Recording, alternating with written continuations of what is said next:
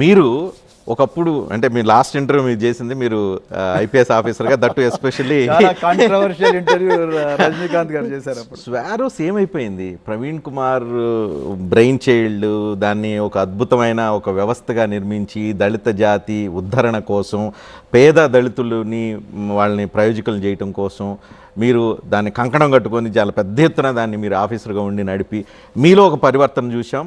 ఆ వ్యవస్థలో కూడా చాలా అద్భుతాలు చూసిన పరిస్థితి ఉంది. మీరు సడన్గా వదిలేసి రాజకీయాల్లోకి వచ్చేసారు.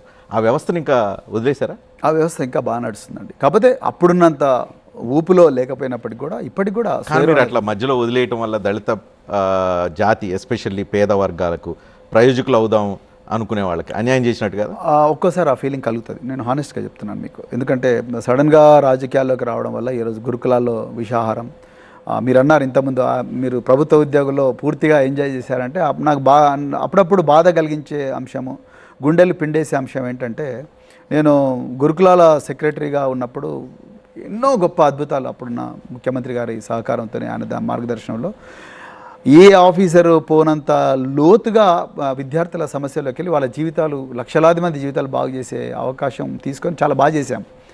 కానీ సడన్గా రాజకీయాల్లోకి రావాలి అన్న నిర్ణయం తీసుకోవడం వల్ల అప్పుడప్పుడు ఈ పిల్లలు విషాహార సంఘటనలతోనే హాస్పిటల్ పాలవుతుంటే, అదేవిధంగా వీళ్ళు చిన్న చిన్న పిల్లలు నిరాహార దీక్ష ప్రభుత్వ ఆఫీసుల ముందర చేస్తుంటే రాత్రి 12 గంటలకు వాళ్ళ ఓన్ సెక్రటరీ మీద గచ్చిబౌలి పోలీస్ స్టేషన్లో పిల్లలందరూ పోయి కంప్లైంట్ ఇస్తుంటే నాకు చాలా బాధ వేసేది.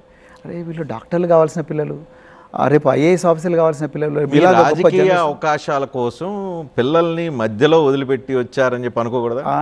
ఒక్కోసారి అంటే నేను రాజకీయాల్లోకి వచ్చింది నా కోసం కాదండి. ఇప్పటికి కూడా దీంట్లోనే ఉంటున్నాను నేను. సో నేను రాజకీయాలకు వచ్చింది నా కోసం కాదు. నేను చేసింది 1%. రాజకీయాల్లో అయితే ఇంకా విశాలమైన వేదిక, గొప్ప అవకాశాలు ఈ పిల్లలకి ఇవ్వచ్చు, ఇంకా బడ్జెట్ ఎక్కువగా ఉంటుంది అన్న ఆలోచనతోనే